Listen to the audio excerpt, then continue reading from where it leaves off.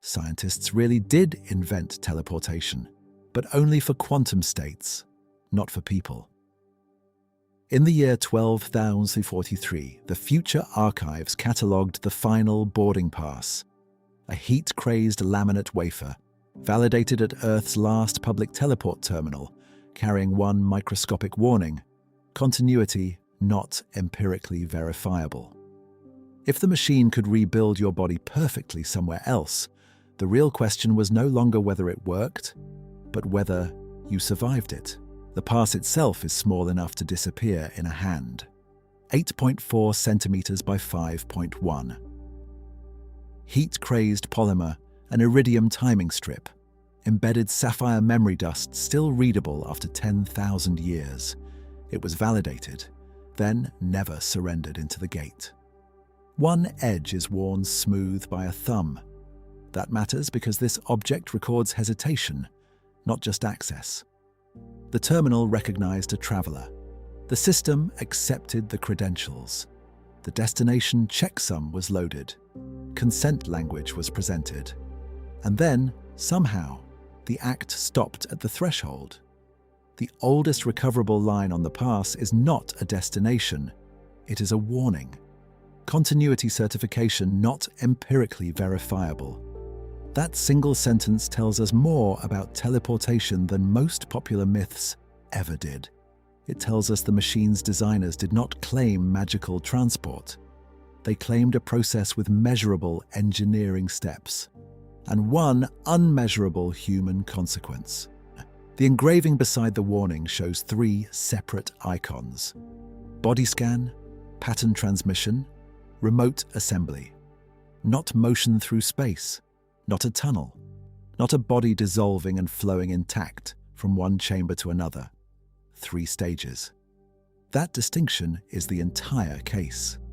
Because scientists already know how to do something called quantum teleportation, and the name has confused people for centuries. In physics, teleportation does not mean sending objects from place to place the way fiction imagined. It means transferring information about a quantum state from one system to another using entanglement plus an ordinary classical message. That is real science. It was proposed in 1993 in a landmark paper by Charles Bennett and colleagues. And the protocol contained a limit that matters here. The receiving system does not come alive with the right state by magic alone. Classical information still has to be sent. No faster-than-light escape hatch. No beam of matter. No person vanishing in one city and materializing whole in another. Then, in 1997, laboratories showed the protocol worked for photon polarization states.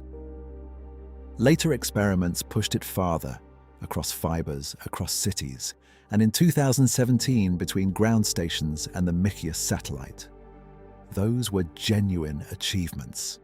They proved that fragile quantum information could be reconstructed far from its source. But they did not move a chair. They did not move a cat. And they certainly did not move a living human brain. So the boarding pass presents a sharper question than the old fantasy ever did. Not can matter be beamed through space, but could a civilization ever scan a person so completely, destroy the original body in the process, transmit the description, and rebuild someone so exact that everyone else would call it the same person? That is no longer one scientific problem. It is at least 3. First, what does physics allow us to measure? Second, what can engineering rebuild? Third, what would count as survival once the reconstruction opens its eyes?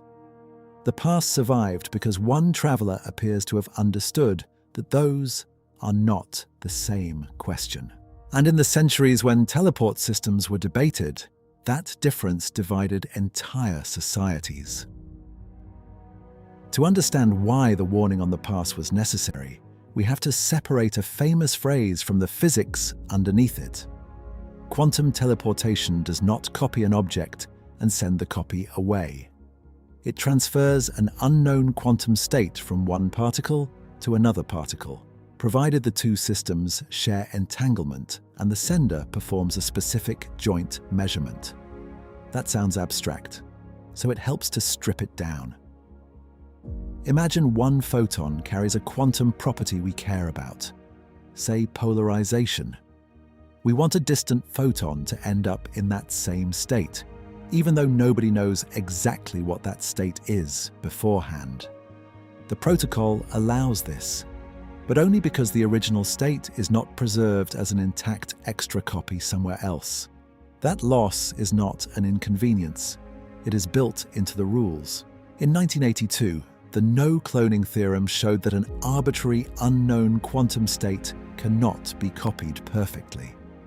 That result is one of the pillars under all serious teleportation talk.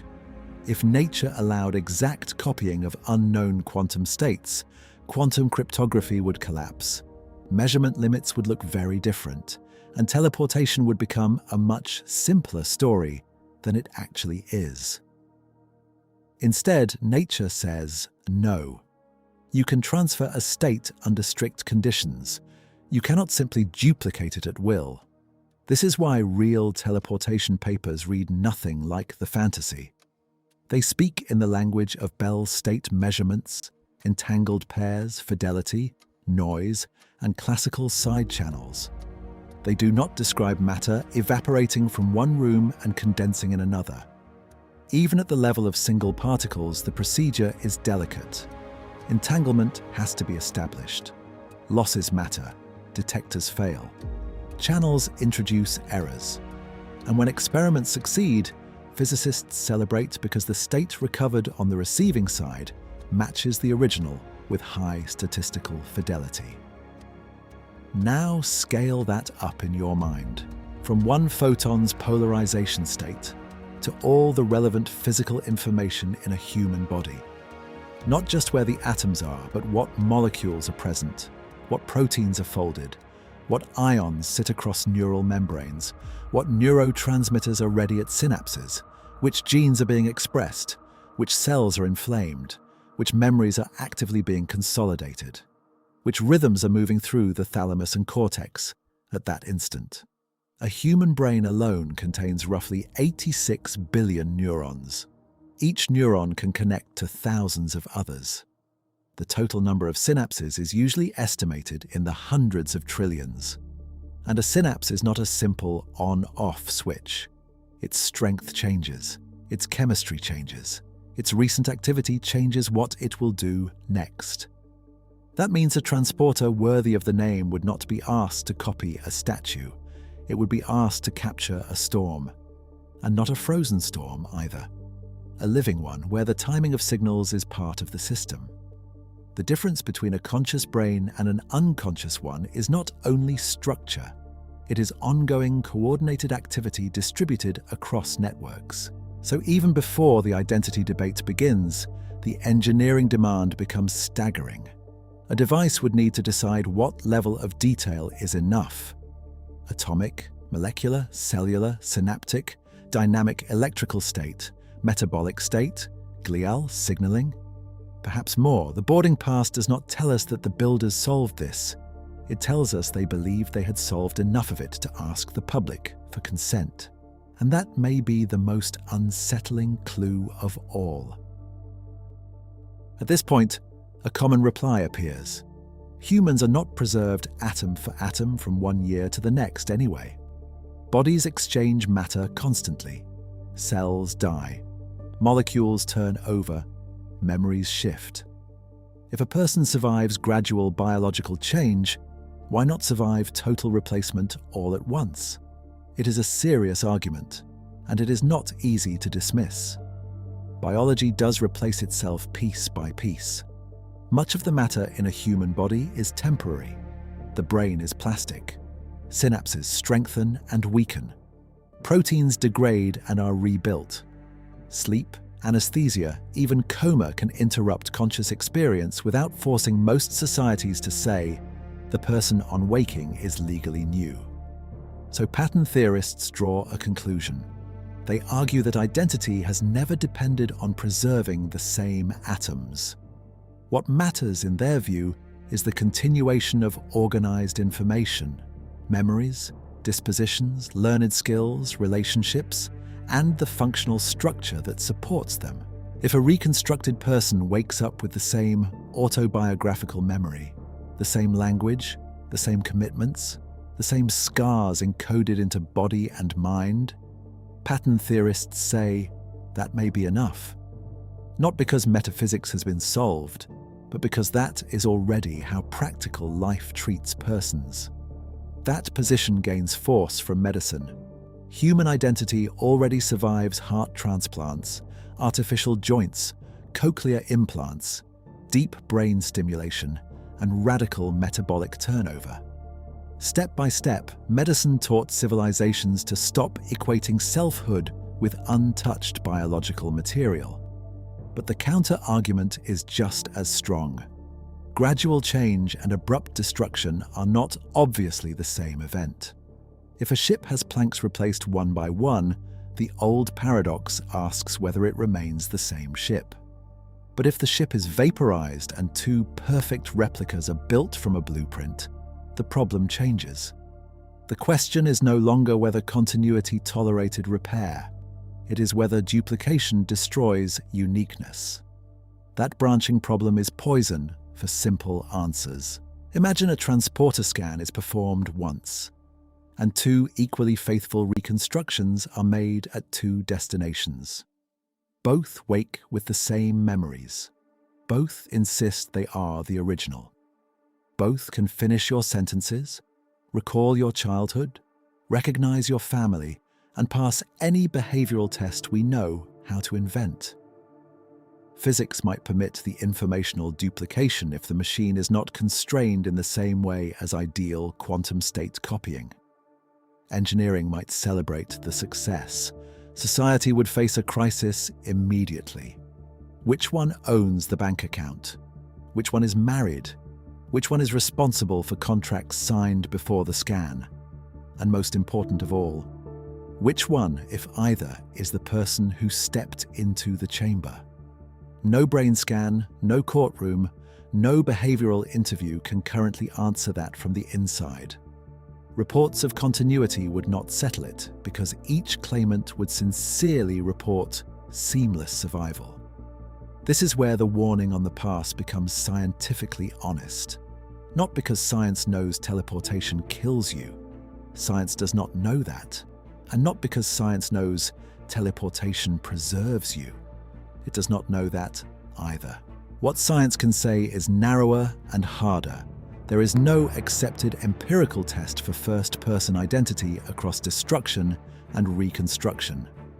We can test memory, we can test behavior, we can test structural fidelity, we can test neural function.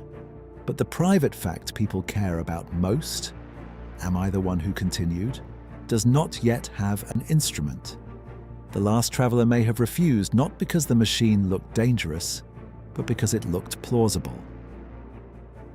That leaves the central dilemma exactly where the architects of the terminal left it, between what can be reconstructed and what can be proven. There are at least three broad positions, and each begins from real evidence. The first says teleportation could become socially acceptable long before the metaphysics is settled. On this view, future neuroscience and biomanufacturing need not capture every ultimate detail of matter. They only need enough fidelity that the reconstructed person is behaviorally continuous, medically stable, memory complete, and socially reliable. If families, courts, employers, and governments all accept that continua as the same person, the world may move on. Survival becomes a legal and operational convention. History gives that argument some weight. Human societies rarely wait for complete philosophical certainty before adopting technologies that work well enough. We fly without solving every question about turbulence. We anesthetize patients without a full theory of consciousness. We declare death by practical criteria, not metaphysical omniscience. The second position says that is exactly the danger. A copy can function perfectly and still fail to be you. Supporters of this view do not deny engineering progress. They deny that external continuity settles first-person survival. If the original organism is destroyed, they argue, then the original stream of consciousness ends there, no matter how persuasive the replacement may be. A civilization may still use such machines for labor, colonization, and hazardous environments, but it would have to call the act by a harsher name, not transport, but death followed by manufacture. The third position is more technical. It asks whether the whole dispute is an artifact of bad design. What if destructive scan and rebuild was never the best route? What if continuity could be preserved only by gradual transfer, replacing brain function subsystem by subsystem while the process remains active and overlapping, never fully extinguished? In that model, teleportation in the dramatic sense disappears. Instead, the self migrates through continuity-preserving substitution. Some philosophers and futurists found that pathway less troubling. Others saw no rescue in it at all. Stretch the replacement out over time, they argued, and you may only be hiding the same break inside a more comfortable narrative. Notice what all three positions share. None are blocked first by distance. None are blocked first by energy. The deepest bottleneck may be trust in criteria of personhood, and that is why the artifact's consent text is so revealing. The machine apparently demanded acknowledgement of destructive state acquisition authorization, destination check, some acceptance, reconstruction rights, and liability. In other words, the hardware may have reached a stage where the final obstacle was no longer merely whether the body could be rebuilt, but what institutions needed the passenger to admit before entering. That shifts teleportation out of pure physics and into a collision among physics, neuroscience, ethics, and law. The future did not need one answer. It needed a civilization willing to live with whichever answer it chose. And if even one sentence on one boarding pass warned that continuity could not be empirically certified, then the builders knew they were selling a machine whose most important claim could never be demonstrated in the same way as its engineering performance. That is the problem our unknown refuser seems to have recognized. Not whether the destination chamber would open, but whether the person walking out would be a traveler, a copy, or a witness born from someone else's last step. There is one escape route people reach for almost immediately.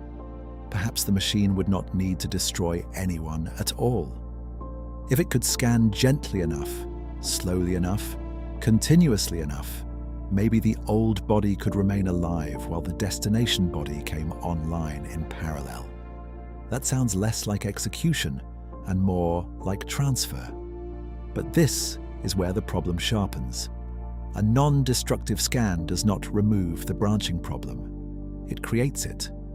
If the source person remains conscious while a second, equally detailed person is assembled elsewhere, both can honestly claim to be the original continuation. Both would remember the childhood room. Both would know the code to the family vault. Both would insist they had merely taken a trip. And from the outside, both claims would be backed by the same evidence: memory, temperament, skill, fear, loyalty, grief. This is not a failure of engineering description, it is a collision between uniqueness and similarity. The reason philosophers return so often to duplication cases is that they expose a hidden assumption in ordinary life. Most human beings never have to prove they are numerically one, rather than merely qualitatively identical. Biology handles that for them. A transporter would not. Present-day law already gives us a hint of how strange this becomes. Legal identity is practical, not metaphysical. Courts rely on continuity of records, bodies, testimony, biometrics, and social recognition. They do not possess a detector for an inner self. That works because ordinary persons do not split into two claimants with indistinguishable memories. The moment they do, legal identity stops discovering a fact and starts choosing a rule. That choice would reach everywhere. Marriage, inheritance, debt, criminal liability, citizenship, consent. If one person enters and two emerge after an unauthorized duplication, who owns the property? If one copy committed a crime before transmission, does the other inherit the sentence? If one version revokes a contract signed by the other an hour later, is that disagreement evidence of divergence? Or simply what one person might also have done under slightly different conditions? A genuine scientific fact sits underneath this legal nightmare. Human brains are not static storage drives. They are dynamical systems. Small changes in timing, chemistry, stress hormones, and sensory input can push neural activity onto different paths within moments. So even two reconstructions that begin atom for atom alike would start diverging almost immediately once they occupied different environments. That means branching would not remain a philosophical toy problem for long. It would become an everyday biological reality. One plausible future, then, is not a clean civilization built around teleportation, but a divided one. Some communities would adopt pattern identity as sufficient. Others would treat any branching-capable system as proof that destruction was never travel in the first place. The machine would work. Society would disagree about what its success meant. The boarding pass begins to look different in that light. The scratched emergency return symbol may not reflect panic about malfunction. It may reflect comprehension. The holder may have understood that once continuity can fork, return no longer means going back. It means deciding which claimant gets to use the word me. There is, however, a serious objection to the copy as death position. Human beings already survive interruption. Every night, consciousness fades and returns. Under anesthesia, the stream can vanish for hours. In coma, it may disappear far longer. The brain can be cooled, chemically silenced, even brought close to the edge of irreversible failure and sometimes restored. Yet medicine, law, and ordinary intuition usually treat the waking patient as the same person. So why should a transporter interruption be different? This is one of the strongest arguments on the other side, because it forces the continuity skeptic to define what kind of continuity matters. It cannot simply be unbroken conscious awareness. Human life does not contain that. Instead, defenders of transporter survival usually shift to structural and causal continuity. Their claim is narrower than it first sounds. They do not say that any look-alike counts as you. They say that if the right physical and informational organization is preserved with sufficient fidelity, and the later person stands in the correct causal relation to the earlier one, then survival has occurred in the only sense science can operationalize. That argument draws strength from ordinary biology. The atoms in a human body are exchanged constantly. The proteins in synapses turn over. Membranes are rebuilt. Blood cells die and are replaced. Even parts of bone are continually remodeled. A person at 50 is not made of the same matter they were at 5. Yet almost no one concludes that a new self has been manufactured every few years. This is the lesson pattern theorists lean on. If material replacement through metabolism does not kill us, why should rapid replacement do so, provided the relevant organization is preserved? The best reply is not that the argument is foolish. It is that metabolism and teleportation are not obviously the same process.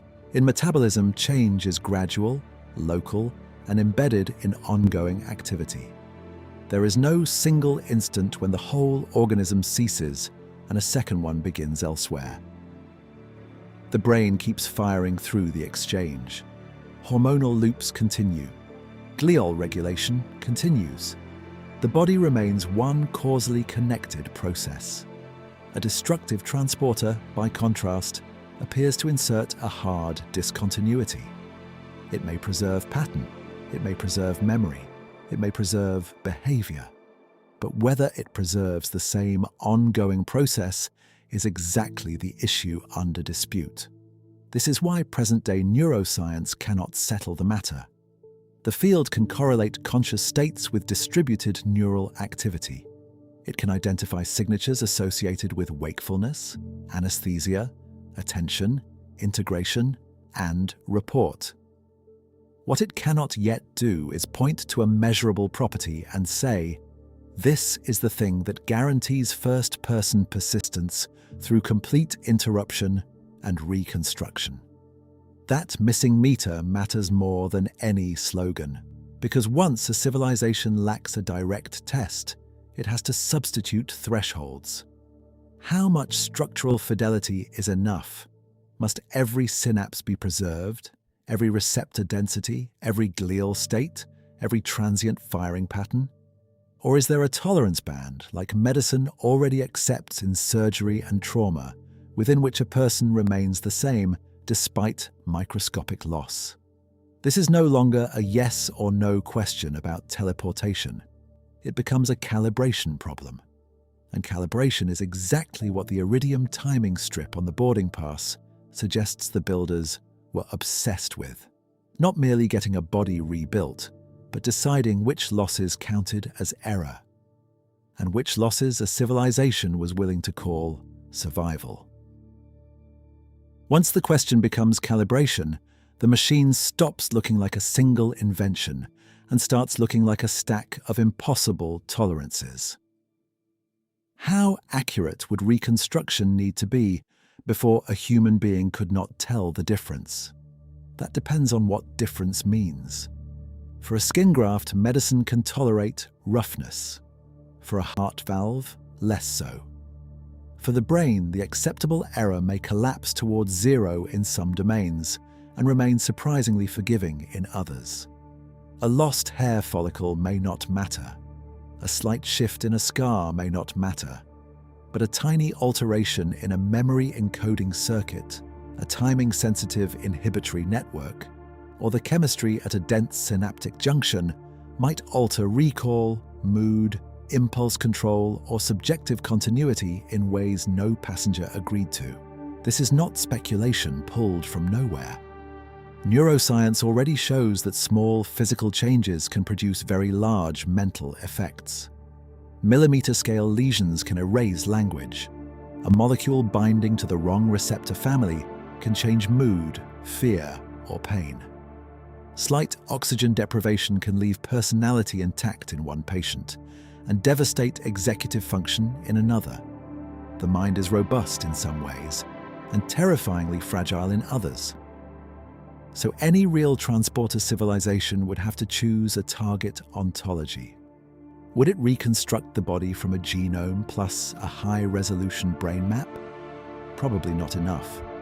Would it need a full connectomy, meaning the wiring diagram of neural connections?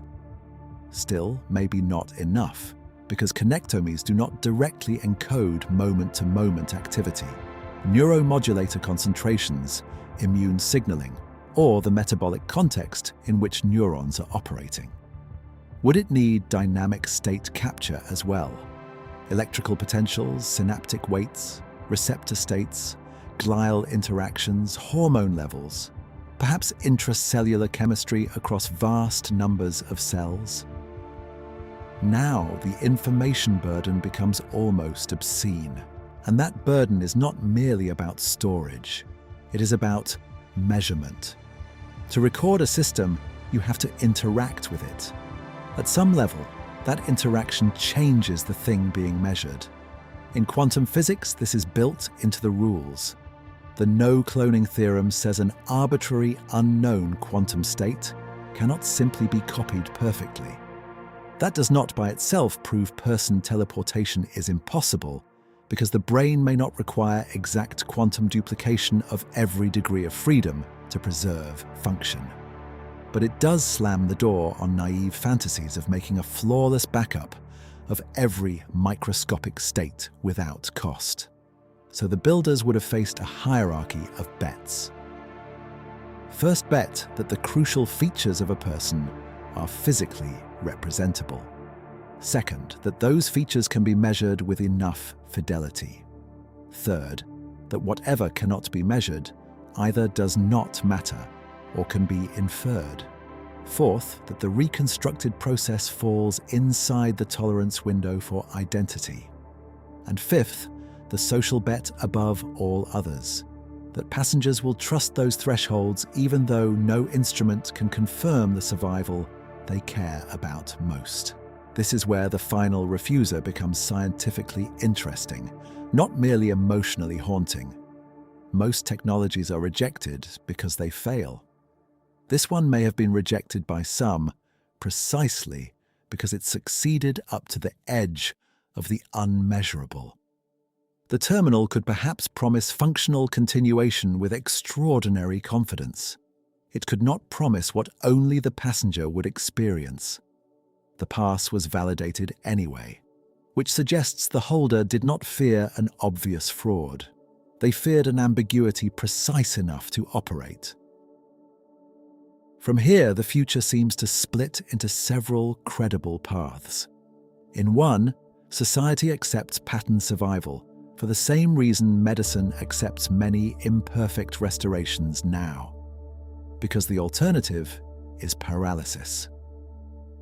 If reconstructed people remember their lives, recognize their families, continue their work, and pass every behavioral test that matters in daily life, then governments, insurers, and courts may simply declare the question settled enough. Under that rule, teleportation becomes ordinary not because metaphysics was solved, but because administration moved on. In a second path, destructive transport remains useful, but morally stigmatized. It is licensed for dangerous industry, remote construction, military logistics, perhaps deep space expansion where shipping intact bodies is harder than transmitting a reconstruction package. Yet, a permanent minority refuses it, arguing that utility does not answer identity. In that world, using the machine is less like boarding a train and more like signing an irreversible philosophical waiver. And in a third path, the backlash wins. One branching scandal, one inheritance war involving two equally documented claimants. One criminal case in which sender and receiver cannot both be the single legally responsible person the law expects. That could be enough to drive civilization towards slower but cleaner alternatives. Suspended animation, long-duration spacecraft, extreme prosthetics, gradual substrate replacement, orbital infrastructure that preserves bodily continuity instead of severing it. Notice what all three futures share. The bottleneck is not distance, it is legitimacy. The reason this matters for the boarding pass is that it carries signs of a mature system, not an experimental toy. Destination checksum redundancy, biometric confirmation, reconstruction rights, liability acknowledgement, and then, in almost invisible print, the one sentence no amount of engineering could erase. Continuity certification not empirically verifiable. That line reads less like a warning from a primitive age than a confession from an advanced one. The builders may have solved transmission. They may have solved assembly. They may even have solved behavioral continuity well enough that billions stepped through without hesitation. Yet they still could not convert first-person survival into a measurable quality control metric. So the central scientific question changes again. Not can a civilization build such a machine, but what standard of evidence would persuade that civilization, it had not normalized a very elegant form of dying? That is where the artifact leaves us for now. Not at the edge of physics, but at the edge of what counts as proof when the subject being tested is the self doing the testing. If you've enjoyed this investigation so far, subscribe to future archives. There's another mystery on the way. That is the first place a civilization would try to escape the paradox. Not with philosophy, but with procedure. If first-person survival cannot be measured directly, then perhaps it can be surrounded by proxies so convincing that refusal starts to look irrational. Medicine already works this way. Surgeons do not measure pain during general anesthesia by reading the soul. They monitor oxygen, blood flow, electrical activity, memory outcomes, speech, movement, and recovery. Again and again, modern science replaces inaccessible inner states with bundles of observable signs. A transporter culture would almost certainly do the same. The pass implies it did. The engraved sequence on the gate icon separates scan, transmission, and assembly into 3 audited operations. That matters. It suggests the machine was not sold as magic. It was sold as a chain of certifiable transformations, each one measurable in its own way. Did the body map close within tolerance? Did the destination receive the full state description? Did the rebuilt person pass cognitive verification? Did autobiographical recall match pre-scan records? Did motor habits, language drift, emotional recognition, and procedural memory survive intact? Those are not metaphysical questions. They are engineering tests. And engineering has a habit of becoming law. Here, present-day neuroscience becomes uncomfortably relevant. When clinicians assess whether a patient is the same person after trauma, seizure, anesthesia, stroke, or neurosurgery, they do not consult a universal identity meter. No such instrument exists.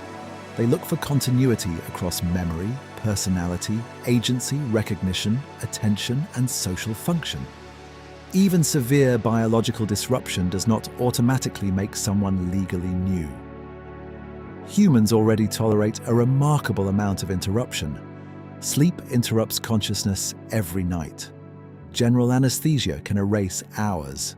Coma can suspend responsiveness for weeks. Yet once waking function reconnects to the prior person strongly enough, law and family usually treat that person as continuous. That fact strengthens the pattern survival argument more than many critics like to admit. If identity in ordinary life is already inferred from functional continuity, then a future transporter system would not need to prove the impossible. It would need to outperform accepted medical thresholds. A reconstructed passenger who remembers entering the gate, recognizes loved ones, completes unfinished work, retains skills, and passes adversarial interviews may satisfy every practical test society knows how to administer. And once that happens at scale, convention hardens. Not because the deepest question is solved, but because institutions cannot wait for perfect philosophy. Banks, courts, marriages, military chains of command, immigration systems, insurance markets, and inheritance law all demand operational answers. Is the person who appears at the destination authorized to access the sender's assets? Can they be held liable for contracts signed before transmission? Does a marriage continue?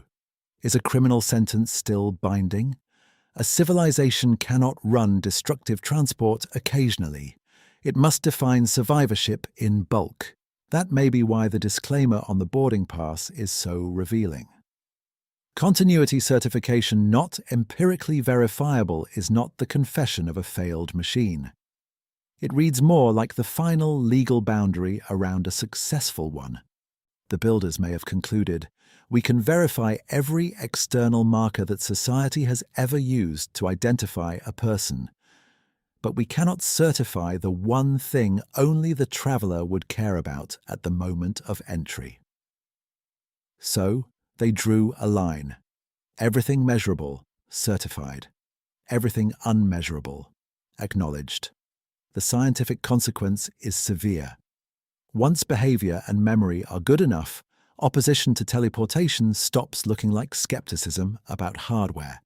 It becomes skepticism about whether third-person evidence can ever settle a first-person question. And that is exactly where a final refuser becomes harder to dismiss.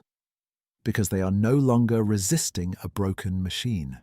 They are resisting a civilization's decision about what kind of evidence counts as a person. But a practical definition of survival breaks the moment uniqueness breaks. This is the objection pattern theory never escapes. Suppose the machine reconstructs one passenger on Mars. Society may decide that is good enough. Now suppose, through fault or design, it reconstructs two. Both wake with the same childhood, the same scar memories, the same half-finished sentence in mind, the same certainty that they are the person who stepped into the gate. From the inside, each claim is sincere. From the outside, both are excellent matches. Science can describe this branching clearly. It cannot make one branch metaphysically privileged. This is why duplication thought experiments matter more than they first appear. They strip away the emotional comfort of one-to-one replacement. If identity is only informational pattern, then two equally valid continuas can exist. But ordinary ideas of personal survival assume exclusivity. A person expects not merely that someone like them continues, but that they do. One future stream, not two parallel claimants. Philosophers have worried about this for generations. Teleporter engineering would turn it from seminar argument into civil procedure. Who owns the bank account? Who keeps the marriage? Who serves the prison term? Who has parental rights? The obvious legal answer is to recognize both from the branching moment forward as distinct persons with shared prior claims. But notice what that solution concedes. It admits that continuity of memory and character is enough for inheritance of history, yet not enough to preserve singular identity. The law can split property. It cannot tell either claimant, in scientific terms, why they should feel reassured. And this branching problem is not fanciful. The very logic of information systems points toward it. Once a person is reduced to transmissible structure, copies become a governance problem. Software can be duplicated accidentally. Files can be cached. Transmission logs can be replayed. Backups can persist beyond policy. A civilization that treats persons as patterns must spend enormous effort preventing unauthorized multiplicity. That may explain another detail on the pass. Redundant parity marks around the destination checksum. At first glance, they look like ordinary data integrity design. They are that. But they may also reveal a deeper fear. Not simply corruption, proliferation. A bad copy is a technical failure. A second good copy is a philosophical emergency. This is where supporters of teleportation usually narrow the claim. They argue that successful transport depends on destructive acquisition and single authorized reassembly. No original remains, therefore no duplication problem survives. But that answer works only if the system never branches. The moment one unauthorized duplicate appears, the old confidence collapses. We learn that all previous passengers may have accepted survivorship on terms that were contingent, not proven. And critics would seize on that instantly. They would say the branch does not create the problem. It exposes the problem that was always there. If two destination persons can each sincerely be you, then what entered the machine was not transported as a unique subject. It was used to generate continuas. Notice how far this moves the debate from quantum mechanics.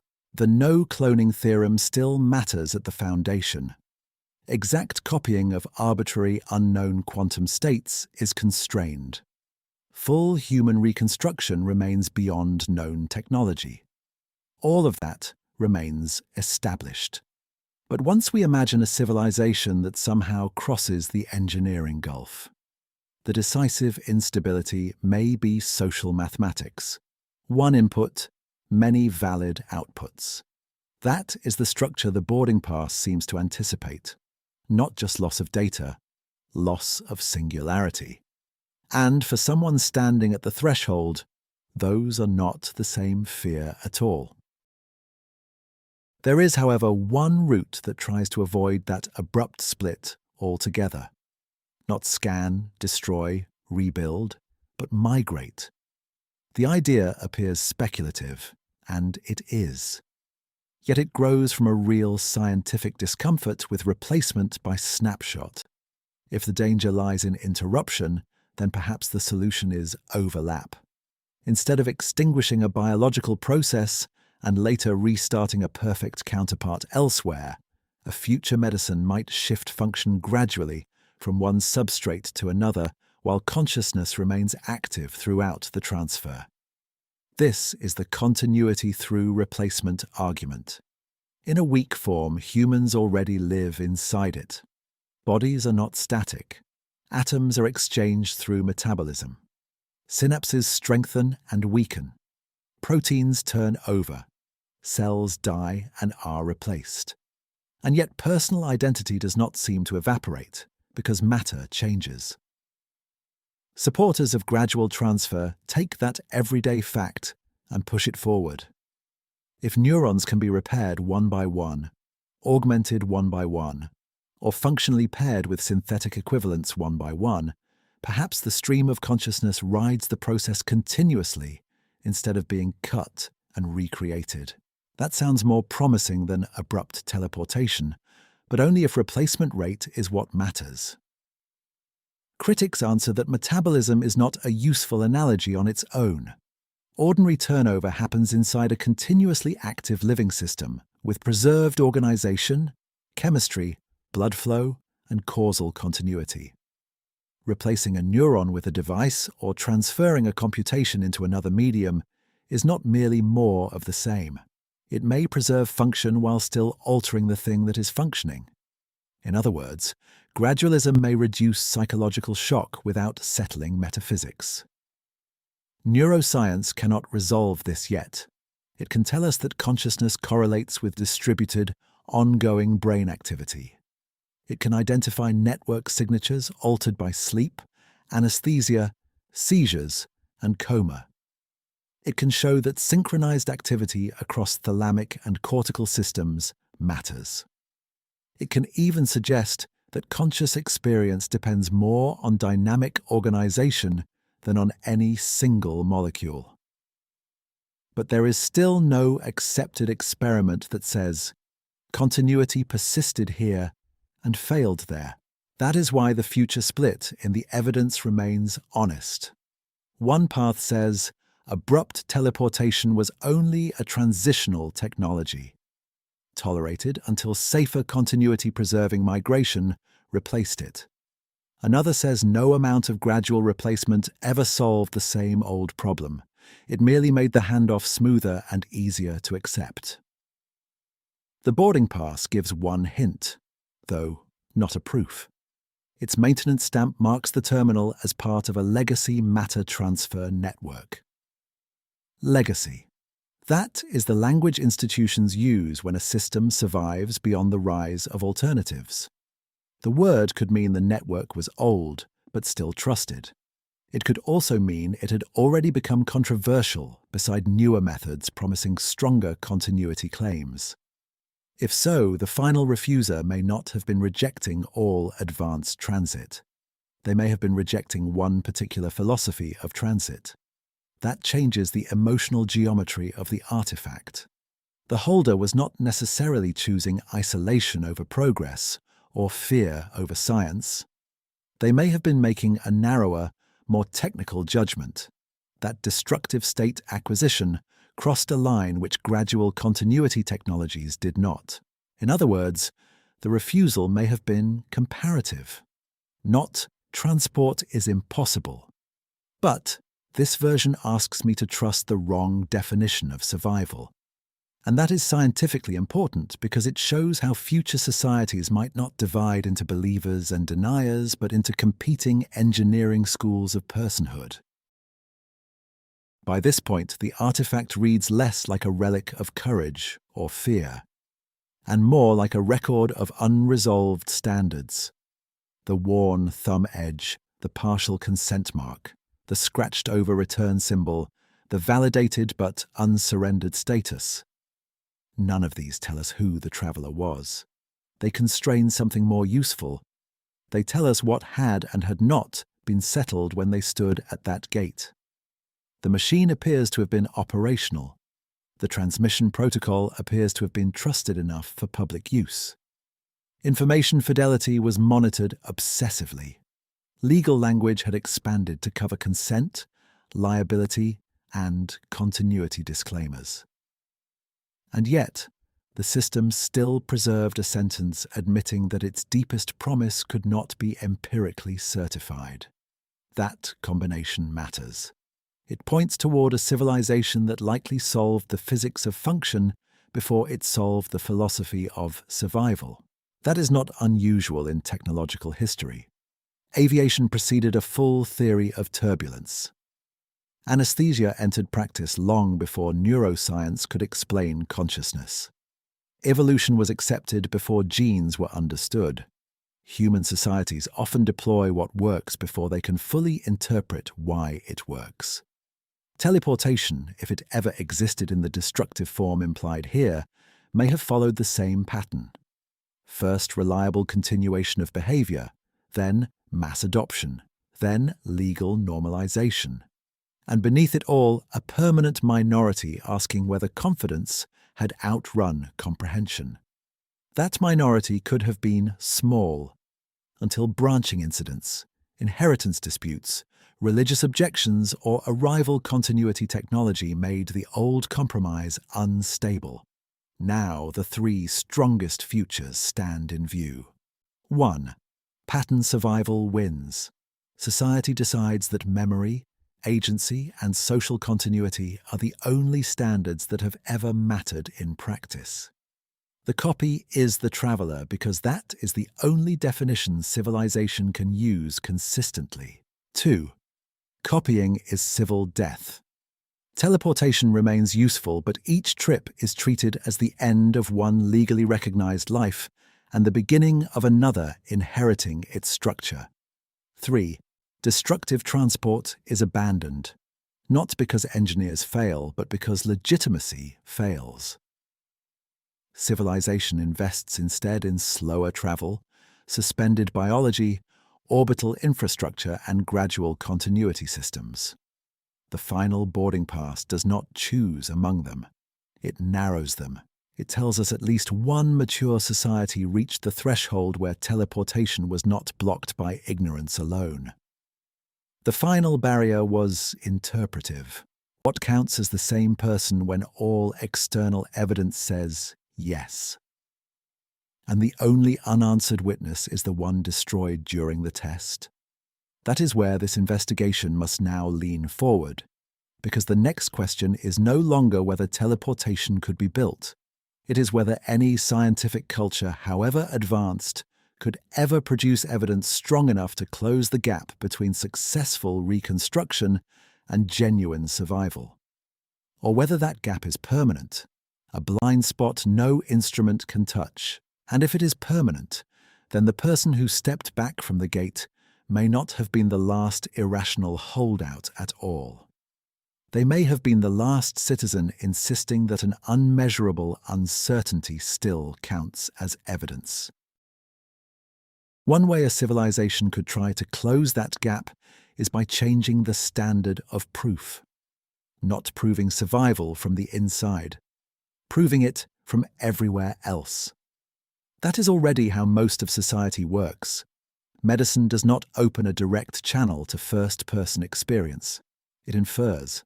A patient is anesthetized, loses the ability to report, then wakes and says they are the same person. Family agrees. Memory mostly aligns. Law continues. Life resumes. We accept continuity because every public marker says continuity held. That matters here because transporter defenders would not need a mystical instrument that detects the self.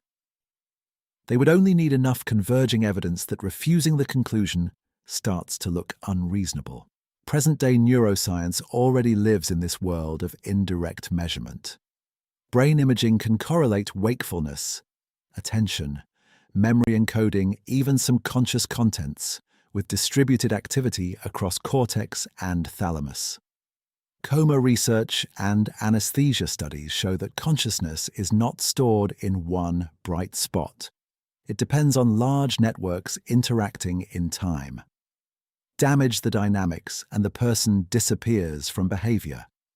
Restore enough of the dynamics and behavior can return. But none of that gives us a continuity meter. It gives us correlation, not identity certification. A future transport system built on pattern survival would almost certainly lean on that distinction. It would scan structure at extreme resolution, model dynamic brain states, compare the destination brain's activity against validated benchmarks, then ask a practical question. Does the reconstructed person remember entering, recognize their commitments, preserve stable traits, and continue ongoing projects without detectable fracture? If the answer were yes, repeatedly across billions of uses, a social fact would emerge even if the metaphysical problem remained untouched. And that is not absurd. Human identity is already more forgiving than intuition likes to admit. The atoms in a human body are replaced over time through metabolism. Synapses strengthen and weaken. Proteins turn over. Memories are revised when recalled. A person at 50 is not materially identical to the person at 15, yet continuity is not usually denied. Transporter advocates would seize on that precedent. They would argue that persistence has never meant preserving the same atoms. It has meant preserving the organized process.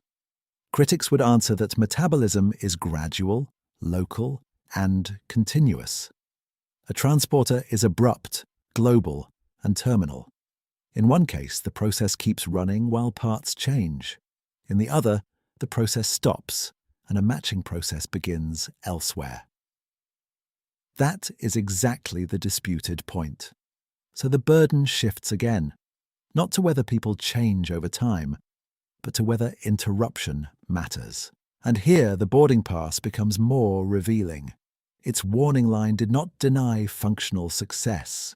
It denied empirical verification of continuity.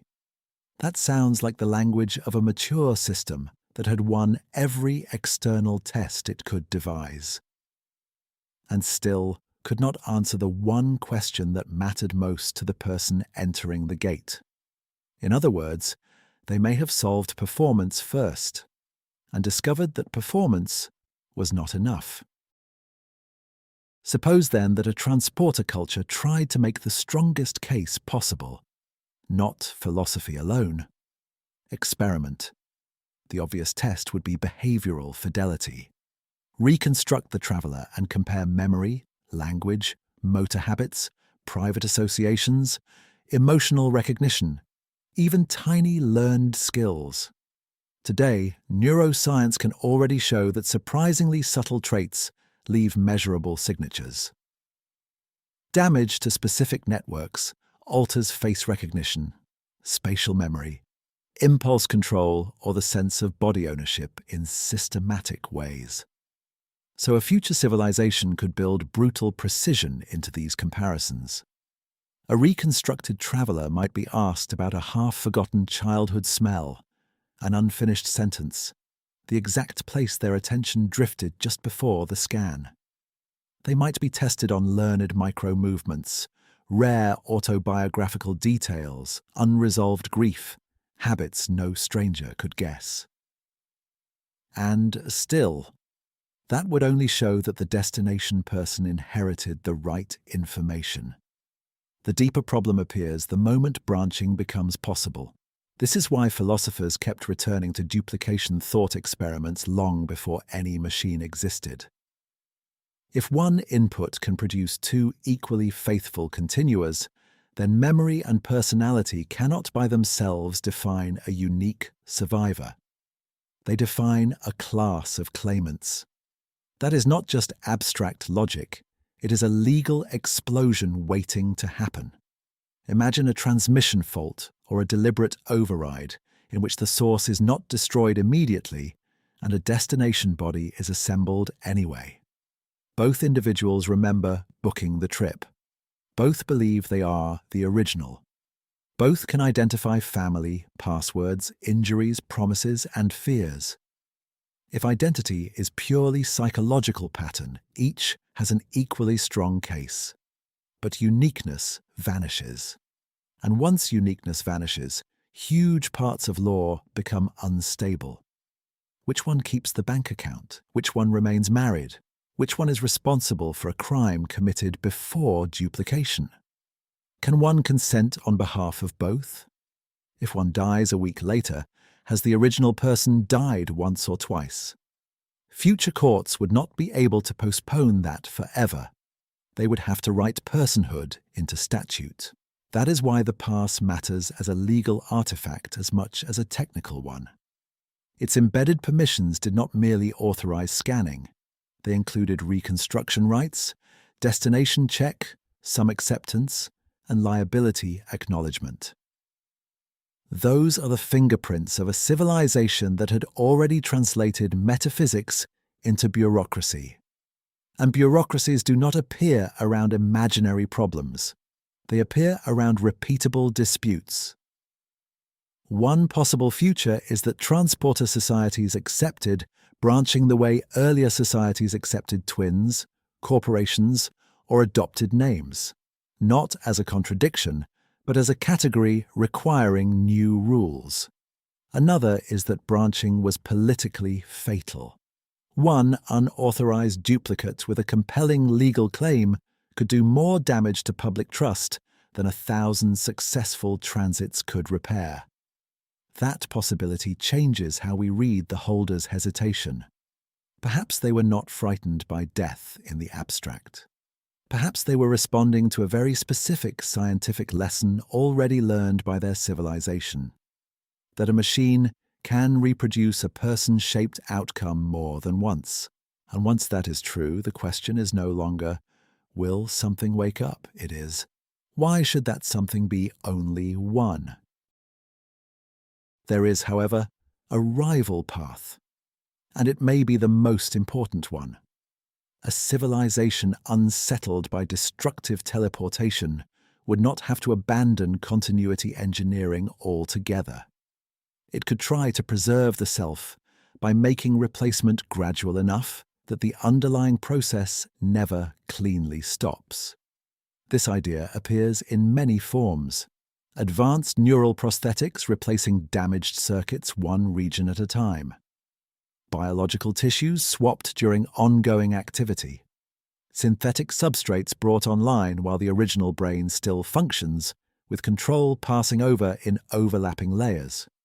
No dramatic booth, no flash of disappearance, just a migration so slow that, from the inside, there is never an obvious break. Supporters of this approach would claim it changes the identity calculus completely. Their argument is not that matter is sacred, it is that continuity may depend on uninterrupted causal flow. If each new component begins working while the old one is still participating, then the organized process that constitutes the mind never goes dark. The self is not copied after destruction, it is carried forward through handoff. This is speculative and highly disputed, but the distinction is scientifically meaningful. In present-day medicine, gradual replacement is often tolerated in ways abrupt replacement is not. Cochlear implants, deep brain stimulation, prosthetic limbs, organ transplants, even ordinary metabolic renewal all show that function can persist through extensive material change. The open question is whether that intuition scales all the way to the brain's full generative machinery. Critics say no. They argue that stretching replacement across time does not solve the identity problem. It only hides it in smaller steps. If one neuron at a time is replaced by a device, at what exact replacement count does the original person disappear? If no step looks fatal, supporters call that evidence for continuity. Skeptics reply that smoothness is not proof. A Sorite's paradox does not become science because the increments are tiny. And there is another challenge. Conscious experience depends not just on static wiring, but on timing, chemistry, glial support, hormones, blood flow, and perhaps other biological details not yet fully understood. A gradual transfer system might preserve reports of selfhood while still missing some unmeasured ingredient. We do not currently know. Still, if such systems ever became credible, they would create a profound split in future society. Abrupt transporters would look efficient, cheap, and suspicious. Gradual continuity systems would look safer, slower, and perhaps vastly more expensive. That is exactly the kind of divergence that civilizations institutionalize. Luxury continuity for the wealthy, fast copy transport for labor, and frontier work, legal battles over whether the poor were being offered travel, or a socially normalized form of self-termination, followed by replacement. Seen from that angle, the final boarding pass may come from a transitional age, not the dawn of teleportation, its late crisis. The maintenance stamp hints that this terminal belonged to a legacy matter transfer network. If that interpretation is correct, the gate was already old technology when the pass was printed. The person holding it may have known alternatives existed, or believed better ones soon would. So refusal need not mean technophobia. It may have been comparative engineering judgment, not "I reject the future," something narrower and more devastating. I reject this version of continuity. Once those competing paths exist, the future stops looking like a single verdict. It becomes a referendum conducted over centuries. One plausible outcome is that pattern survival wins in practice. People use the gates, wake elsewhere, continue their relationships, and society decides that operational continuity is enough. Not because the metaphysical problem was solved, but because daily life cannot function while treating every successful arrival as a corpse with excellent paperwork. Another is almost the opposite. A few branching scandals, disputed inheritances, or politically explosive test cases convince the public that destructive transport asks for a kind of trust no civilization should demand. The machines may still work exactly as designed. They are simply judged illegitimate. A third path is mixed and, in some ways, the most realistic. Different polities choose differently. Frontier worlds accept pattern identity because distance makes hesitation unaffordable. Older legal cultures refuse. Some families divide for generations over whether an ancestor who teleported actually survived. Religion, insurance, criminal law, and medicine all draft incompatible definitions of the person. That last possibility fits the evidence unusually well. The final boarding pass carries language that feels standardized, but defensive. It does not read like the birth certificate of an unquestioned technology. It reads like the contract of an industry that had been challenged, audited, and forced to state its limits in microscopic print. Continuity certification not empirically verifiable. That sentence is almost too careful. It concedes reliability in everything except the one category science could not publicly guarantee. The destination body may have matched within extraordinary tolerances. The transmission checksum may have been nearly perfect. The reconstruction rights may have been legally valid. And none of that would tell the traveller whether the conscious witness stepping into the gate would be the one opening their eyes at the destination. Which brings this investigation back to the person who hesitated. By now, their refusal looks less like a lone emotional crisis and more like the visible tip of a civilizational argument. They may have stood at the end of decades of neuroscience, physics, jurisprudence, and engineering, all converging on a machine that could answer every public question except the private one. That is why this artifact survives when larger systems are gone.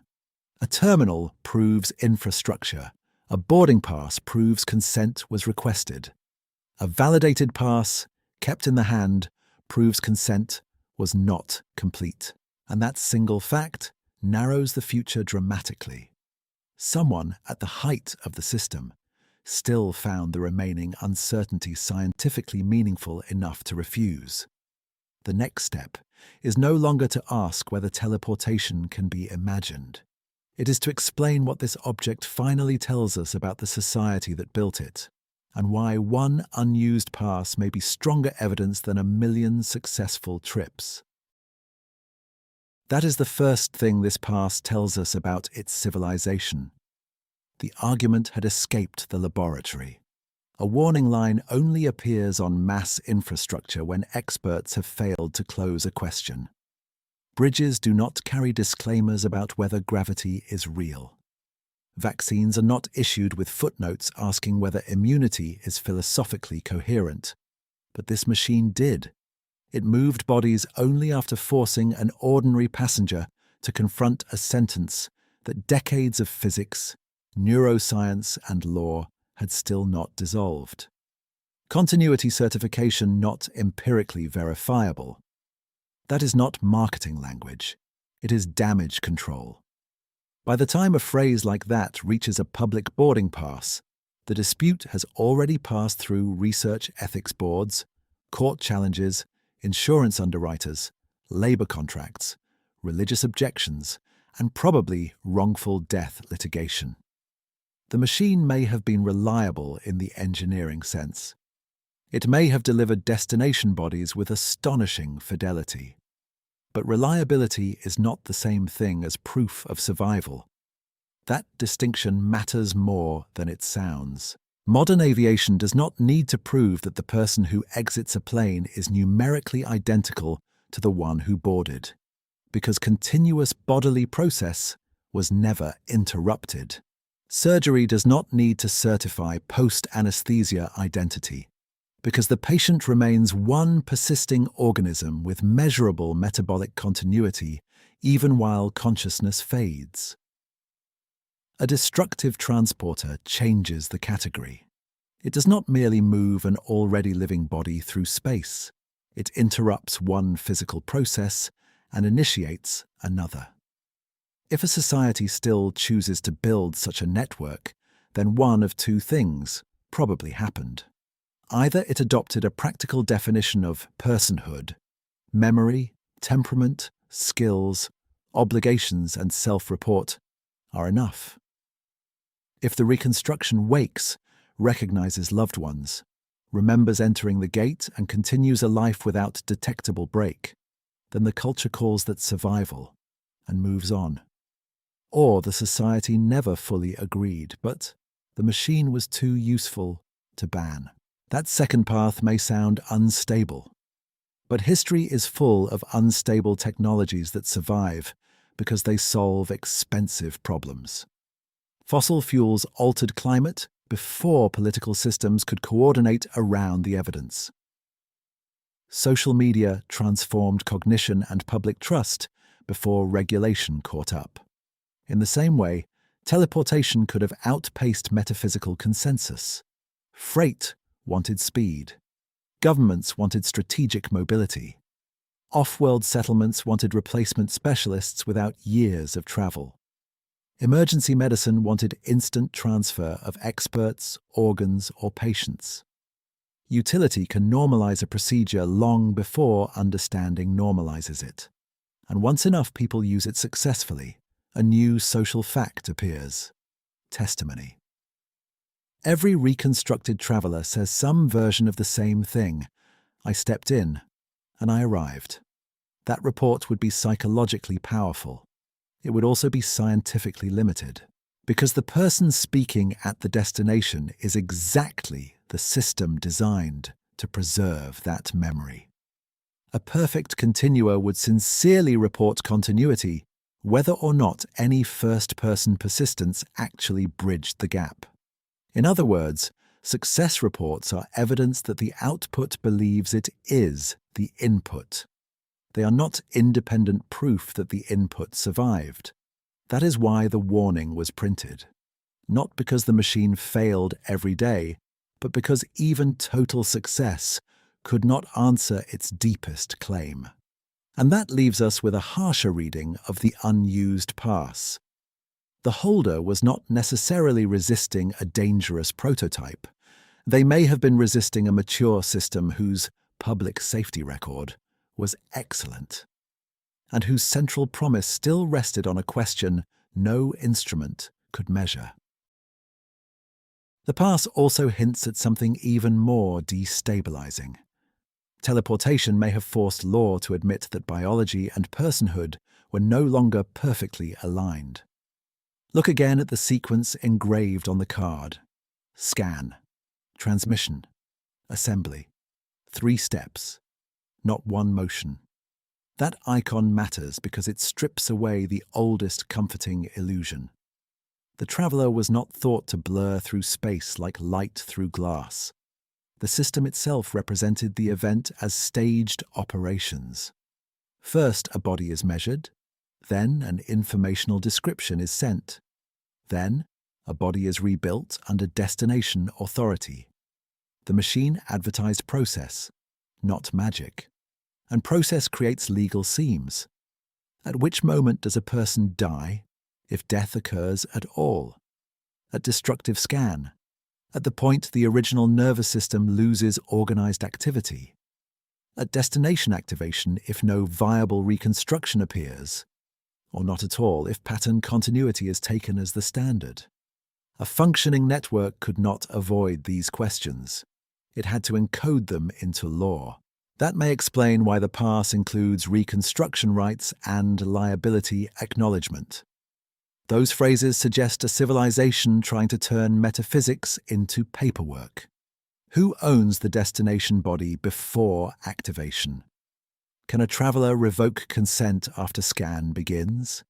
Is a reconstruction the same legal citizen, an heir, or a licensed continuer? If destination corruption alters memory by 0.5%, is that injury, death, or acceptable variance? These are not imaginary legal puzzles. They are extensions of disputes already visible in medicine and information security. Courts today already ask whether a person under anesthesia gave valid consent, whether a patient with memory loss remains the same contracting individual, whether a cryopreserved embryo has rights, whether a digital signature really expresses the signer, whether a deepfake can impersonate intent, whether a brain-injured patient is the same legal subject for previous obligations.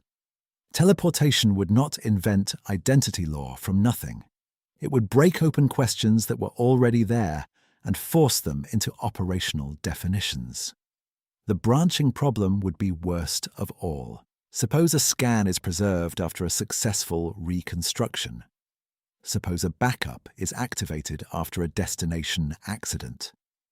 Suppose an unauthorized duplicate emerges in a jurisdiction that recognizes informational personhood. Now, there are 2 claimants with the same autobiographical memories, the same passwords, the same marriage, the same professional licenses, and the same conviction that each one is the original. Physics offers no judge for that courtroom. Behavior cannot settle it, because both can behave identically. Memory cannot settle it, because both remember the same childhood. Moral intuition fractures immediately. One tradition says both deserve equal dignity because both are conscious persons. Another says the first branching event proves the sender never traveled at all, only reproduced. This is where the unused boarding pass becomes far more than a private hesitation. It becomes evidence that the civilization had reached the point where legal continuity and felt continuity may no longer have matched. A passenger could be told, truthfully, that society would treat the destination person as them. Their bank would agree. Their employer would agree. Their family might agree. And still, the passenger might ask a narrower question that no statute can answer. Will the one who is afraid right now still be the one who opens their eyes? If that answer remained outside measurement, then every successful trip depended on something larger than engineering. Trust. Not trust that the machine could build a person, trust that building a person was enough. Once trust becomes the core fuel of teleportation, the future can divide in more than one plausible direction. One path is the most practical, and perhaps the most unsettling. A civilization may simply decide that operational continuity is enough. If the reconstructed person behaves continuously, remembers continuously, loves continuously, pays debts continuously, and can pass every neurological and psychological test available, then the system is declared solved for public purposes. Philosophers keep arguing. Everyone else catches the train. There is precedent for that kind of compromise. Science often works with models that are incomplete at the deepest level, but overwhelmingly useful at the human level. Thermodynamics functioned before atoms were directly confirmed. Early surgeons used anesthesia long before consciousness was understood. Vaccination worked before immunology was fully mapped. A mature teleport civilization could make the same move. Metaphysical certainty is unavailable, but practical continuity is measurable enough for medicine, commerce, and family life. In that future, the refuser becomes a historical minority, not irrational, not ignorant, simply unconvinced by a consensus that chose function over ontology. A second path is less stable. Teleportation remains common, but each use is legally classified as a death and successor event. The destination person inherits status, property, and obligations by design. Travel still happens, but no one pretends the philosophical problem has vanished. The procedure becomes socially accepted the way dangerous surgery is accepted, grave, consequential, and justified by its utility. That would fit the tone of the disclaimer almost perfectly. Continuity not verifiable. Therefore, continuity cannot be guaranteed. Therefore, law creates a substitute. A third path is the one this artifact increasingly points toward. Public legitimacy may have failed before the technology did. If even a few branching scandals occurred, if inheritance wars multiplied, if criminal defendants claimed the convicted body was not the sentencing body, if religious communities organized around biological persistence, if insurers priced ambiguity as catastrophic risk, then a teleport network could become politically toxic. Not impossible. Intolerable. When civilizations abandon technologies, the cause is often assumed to be technical failure. Sometimes the hardware works. The social contract fails instead. Consider human cloning debates in the early biotechnological era. The question was never only whether a clone could be produced. It was whether institutions could absorb the consequences. Consider encryption battles, gene editing moratoriums, even nuclear power in some regions. Scientific capability and social permission are different achievements. That is why the maintenance stamp on the pass matters so much. It suggests this belonged to a legacy network, perhaps already old by the time the holder reached the gate. If so, teleportation may not have been the final answer at all. It may have been a dominant but contested phase, later challenged by slower systems that preserved more obvious continuity. Relativistic ships, suspended biological transport, high-speed orbital transfer, or gradual substrate replacement that kept neural activity overlapping through the transition. That last possibility remains disputed. Supporters of gradual replacement would argue that if consciousness is an active process, then preserving overlapping functions step by step may matter more than preserving original atoms. Critics would answer that stretching replacement through time does not solve the identity problem. It only makes the transition emotionally easier to accept. Still, societies do not need philosophical victory to shift technologies. They need comparative comfort, and that may be the most human possibility of all. Teleportation did not have to be disproven. It only had to become the version of continuity people trusted less than its rivals. So what does this single object finally explain? Not who the last refuser was, something larger. It explains the limit of a civilization that could transmit a human description across space, rebuild a persuasive continua, and still fail to manufacture certainty. The final boarding pass is powerful because it compresses an entire scientific era into one unresolved gesture. The iridium timing strip says the network was precise. The checksum band says fidelity mattered enough to measure redundantly. The consent clause says destruction was not hidden. The continuity warning says the central doubt survived every upgrade. And the worn edge says at least one person stood at the threshold long enough for hesitation to leave a physical trace. That combination rules out a comforting story. This was not a society frightened by ignorance alone. It was a society confronting knowledge that had gone as far as it could. Physics could explain why real quantum teleportation transfers states rather than matter. Engineering could push measurement, error correction, and reconstruction to astonishing scales. Neuroscience could correlate memory, report, and personality with physical structure and activity.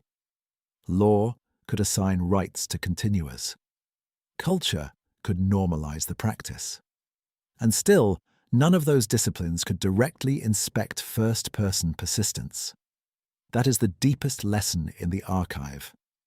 Some technologies fail because nature forbids them. Others succeed technically and expose a question nature does not answer in the form we want. Teleportation may have belonged to the second class. The machine could tell a society how to build a continua. It could not tell that society whether continuation and survival were the same event. That is why one unused pass may be stronger evidence than 1 million completed trips. 1 million completed trips prove that systems ran, bodies appeared, memories continued, and civilization functioned around the result. One refusal proves that, even at the end, those achievements did not close the case. The strongest rival view remains serious. Pattern theorists would say the case was closed in practice all along. If every observable feature of a person continues, then demanding some further invisible essence is a category mistake. Human identity has always tolerated metabolic turnover, anesthesia, neural plasticity, and imperfect memory. Teleportation merely made that truth impossible to ignore. The opposing view is just as forceful. If a process destroys one conscious subject and creates another with inherited memories, then no amount of behavioral similarity can convert replacement into travel. The destination individual deserves rights, dignity, and recognition, but is still a successor, not a survivor. This artifact does not let us pretend those positions are easily reconciled. It leaves us where its unknown holder stood, before a machine that may have worked exactly as designed, deciding whether design was enough. So here is the question the past still asks across 10,000 years. If science can preserve every memory, every habit, every promise, and every outward sign of you, but cannot test whether the experiencing self truly continues. Should civilization call that transportation at all? Let me know in the comments. And the fact that this question survived into the age of the past tells us something severe about the machine itself. Not that it failed, not that it was fraudulent, but that its designers could not close the one gap that mattered most. A mature teleport system would not have been judged only by whether bodies reappeared with the right scars, vocabulary, or biometric signatures. Those are engineering checks, useful ones, necessary ones, but still external. A destination body can answer every password correctly and still leave the sender's private fear untouched. That is why the warning line on the pass matters so much. Continuity certification not empirically verifiable. That sentence implies a civilization with extraordinary technical confidence and unusual philosophical restraint. It suggests the machine could certify pattern fidelity, transmission integrity, and reconstruction success, yet could not certify survival in the first-person sense. In other words, the system may have known almost everything that law and medicine usually ask for, while still lacking the one measurement the passenger actually wanted. And that distinction has a present-day scientific parallel. Modern neuroscience can correlate conscious state with brain activity. Under anesthesia, in coma research, in disorders of consciousness, researchers can identify signatures associated with wakefulness, responsiveness, and integrated neural dynamics. But those methods do not read out an inner self like a meter on a wall. They infer condition from function. They do not compare one stream of subjectivity before destruction to another after reconstruction. That is not a small missing feature. It is the whole case. Even today, medicine handles interruptions of consciousness pragmatically. Sleep does not count as death. General anesthesia does not count as death. Brief cardiac arrest followed by resuscitation does not produce a new legal person. Why? Because the living process is understood to continue or to resume within a single, causally connected organism. The body does not become informational input for a second body assembled elsewhere. The chain is stressed, but not obviously severed. A transporter based on destructive scanning changes that structure completely. The question is no longer whether consciousness can pause. It is whether a conscious subject can end in one location and be numerically identical to a subject beginning in another, simply because the second inherits the first one's organization. Pattern theorists say yes. They argue that personal identity has never depended on keeping the same atoms. Human tissue constantly turns over. Synapses strengthen and weaken. Proteins are replaced. Memory is reconstructed, not replayed like film. On that view, what persists is not matter, but organized process. If the process can be captured and restarted with sufficient fidelity, then survival may be as real there as it is after deep sleep. Continuity theorists answer that this comparison hides the decisive break. Metabolic turnover is gradual and local. A teleport chamber is abrupt and total. In one case, there is uninterrupted activity within an ongoing organism. In the other, there is termination followed by manufacture. Similarity, however exact, is not sameness. That disagreement is not pseudoscience. It is what happens when established physics reaches the edge of a concept it does not define. Physics can tell us what information may be transferred, what states may be measured, what errors may accumulate, and what no cloning forbids. Neuroscience can tell us what structures likely support memory, perception, and reportable awareness. But whether those facts are sufficient for personal survival depends on what identity is taken to be. And no laboratory has yet produced an instrument that distinguishes a true continua from a perfect claimant, which means the final refuser may not have rejected science at all. They may have understood it precisely enough to realize where its proof ended. From there, the future seems to split into at least three serious paths. The first is normalization. In this path, teleportation becomes common for the same reason many risky technologies become common. Not because every philosophical objection is defeated, but because the system becomes reliable, regulated, and economically irresistible. The reconstructed person remembers stepping in, arrives with no observable deficit, resumes contracts, relationships, and work, and society gradually treats dissent as quaint. Courts adopt a practical rule. If continuity of memory, agency, and obligation is preserved, personhood is preserved. The metaphysical remainder is acknowledged, then administratively ignored. This is not absurd. Human societies do that often. Law already works with operational definitions. Death itself is medically and legally standardized through criteria built from measurable function, not metaphysical certainty. Personhood in ordinary life depends on records, testimony, cognition, and continuity of role.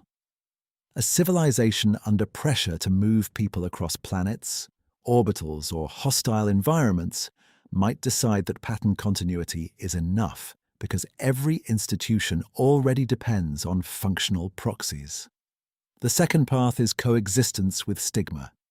Teleportation works but never becomes morally settled. Some use it, some refuse it. Some religions condemn it.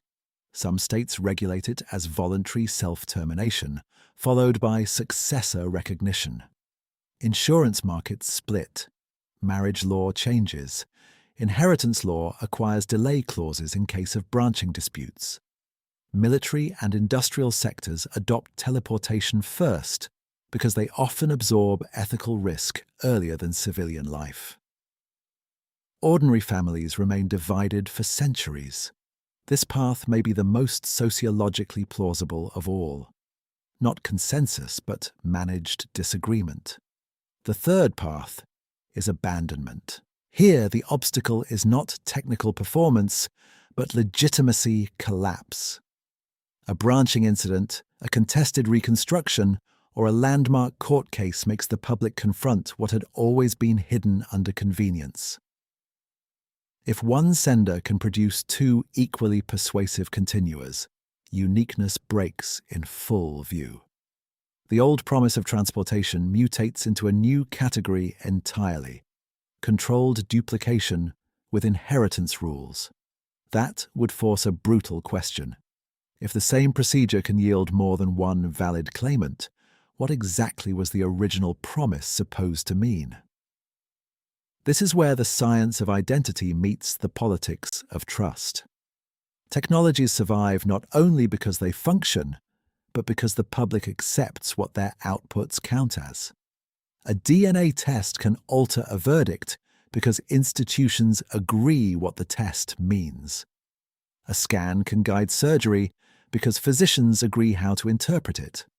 But a transporter asks society to adopt a definition of survival that physics does not itself certify. And once that becomes visible, alternatives gain power.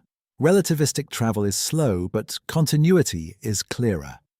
Suspended animation is uncertain, but the same body persists. Gradual prosthetic replacement is philosophically contested, yet it avoids the theatrical violence of total disassembly. Orbital infrastructure, fusion-driven ships, generation habitats, and cryobiology all ask more from engineering, but less from metaphysics. That may be the hidden reason the past survived under a dead concourse floor. Perhaps teleportation did not vanish because it was impossible. Perhaps it vanished because civilization found other ways to move through space without redefining what a person is. And if that is true, then the unknown hand that kept this pass instead of surrendering it was not standing against progress.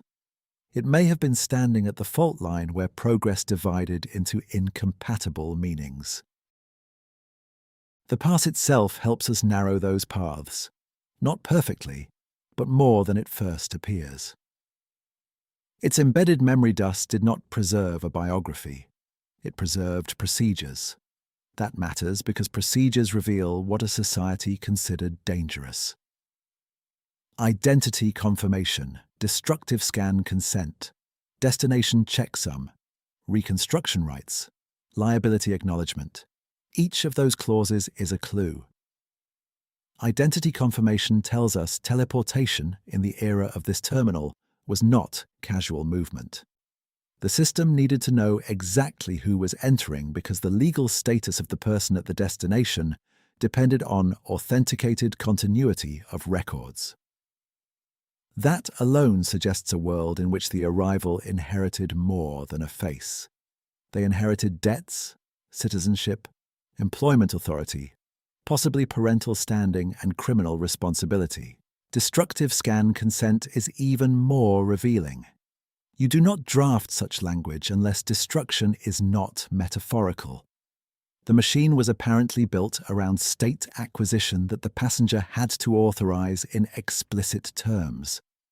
That moves us far away from fantasy doors that simply dissolve and restore matter. This was an information technology wrapped around a body. Then there is the destination checksum band. Redundant parity marks survive on the strip because fidelity mattered enough to verify again and again. In digital communication, checksums help detect corruption in transmitted information. Their presence here implies that the system treated a human transfer less like shipping cargo and more like preserving an immensely fragile pattern against error. That aligns closely with present-day information theory. When error rates compound across vast data structures, even tiny corruption matters. In a brain-scale reconstruction, a small local mistake might be trivial or catastrophic. We do not know which details consciousness can tolerate and which it cannot. That ignorance has sharp scientific teeth. No neuroscientist can currently specify the minimum sufficient description of a human mind.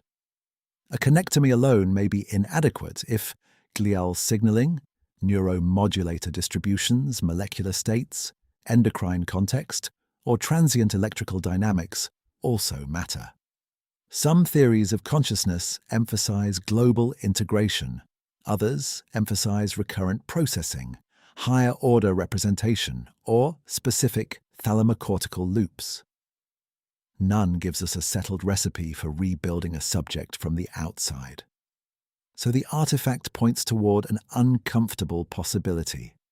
The engineers may have learned to reconstruct people well enough for every ordinary social test, long before they understood which microphysical details were essential for subjective continuity. Society might have moved ahead under behavioral success, while science still argued over ontology.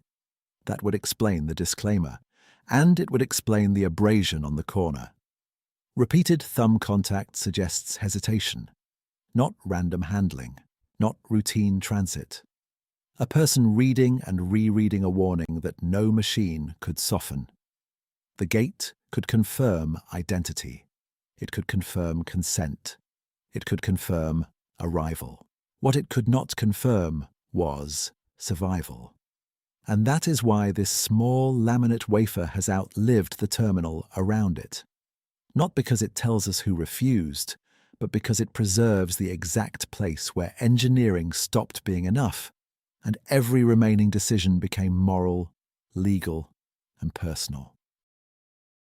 So the past can be read now with more precision, not as a relic of cowardice, not as proof that teleportation failed, but as evidence that one of humanity's most powerful transport technologies may have run aground on a problem more ancient than physics. What is the smallest change a self can survive and still remain the same self? The machine behind this pass appears to have answered every easier question first. Can a body be measured? Can a pattern be transmitted? Can error be constrained? Can tissue be rebuilt? Can society recognize the result? Those are immense achievements. Some may never happen. If they did, they would represent one of the greatest engineering triumphs in human history. And still, the final question would remain separate, because survival is not the same claim as similarity. Similarity is public. Survival is private. That distinction may be the final scientific implication of the artifact. The hard limit on teleportation may not be distance or power, or even scanning resolution. It may be epistemic. A civilization might build a machine that creates an outwardly perfect continua while lacking any experiment that proves the experiencing subject persisted through the event. In that case, the technology does not merely move people. It forces a choice about what counts as a person, when proof from the inside cannot be exported to the outside. The strongest opposing view deserves to be stated clearly. If every measurable feature of mind and behavior continues, if the destination person possesses the same memories, commitments, loves, fears, and sense of unfinished business, then calling the event death may add a mystical requirement science never needed. On this view, insisting on some further hidden essence mistakes identity for magic. The continua is you because nothing testable has been lost. The rival view is just as strong. If the original conscious process ends, then no later claimant, however flawless, can retroactively become the one who was just destroyed. Reports of continuity would only prove that the reconstruction believes itself continuous.